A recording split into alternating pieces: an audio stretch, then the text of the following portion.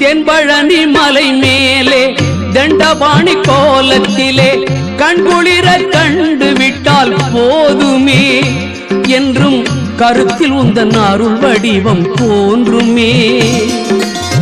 தென்பழனி மலை மேலே தண்டபாணி கோலத்திலே கண்குளிர கண்டு விட்டால் போதுமே என்றும் கருத்தில் உந்தன் அருள் வடிவம் தோன்றுமே.